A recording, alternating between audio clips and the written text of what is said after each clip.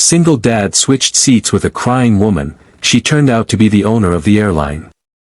Ethan stood at gate 23, gently rocking his 4-year-old daughter, Lily, who had fallen asleep on his shoulder. His worn jeans, scuffed boots, and calloused hands told the story of a man who worked hard for every dollar. He was a construction worker from Kansas, flying to New York for a final interview at a company he prayed would give him a shot. The past year had been tough. After losing his wife to cancer, he juggled fatherhood, bills, and long hours. This trip was a risk, but one he had to take. As they boarded the plane, the airline staff smiled kindly at Ethan. The economy seats were cramped, and Lily clutched his hand tightly, nervous about flying. They took their place in the middle row near the back, surrounded by the quiet chaos of passengers settling in.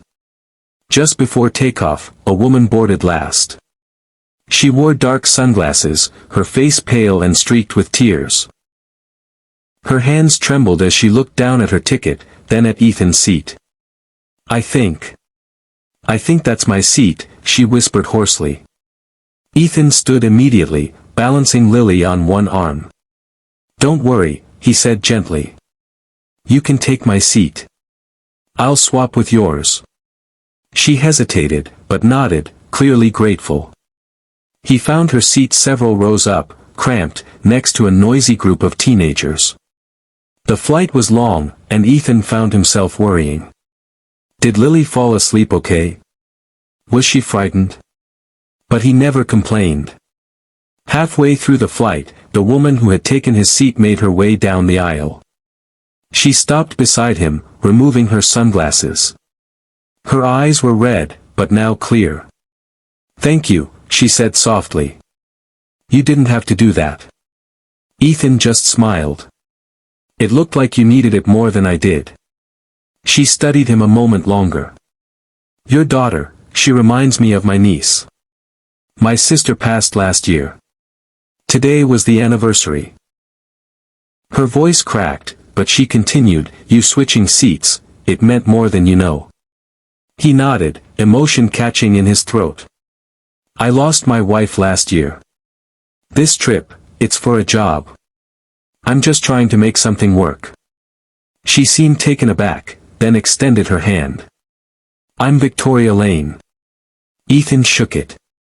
"Ethan Miles." When the plane landed, Victoria asked if she could walk them to baggage claim. Ethan was hesitant but agreed. At the carousel, Lily spotted them and ran into her father's arms. Victoria knelt down and smiled at Lily. "She's got your eyes," she said quietly. Then she handed Ethan a sleek business card. Lane Air. CEO. Victoria Lane. "I own the airline," she said gently, seeing his stunned expression. "But I don't tell people that often. Today. I just wanted to be a person. And your kindness reminded me what that means." Ethan was speechless. "I've made decisions behind desks for years. But people like you, real people, you're the reason I started this company. If you ever need help getting to where you're going, you have my card." Before he could speak, she added, "Also, we're hiring on the logistics side. Nothing flashy. But it's stable. And we offer childcare support." Ethan's eyes welled up. He looked down at Lily, who was smiling shyly at Victoria, then back at the woman who had once been crying and now looked like hope itself. Weeks later, Ethan stood outside Lane Air's headquarters in New York. Now an employee, his future secure, Lily enrolled in the on-site daycare. All because one tired dad chose compassion over convenience. Sometimes the smallest act of kindness, like switching seats on a plane, can open doors no resume ever could.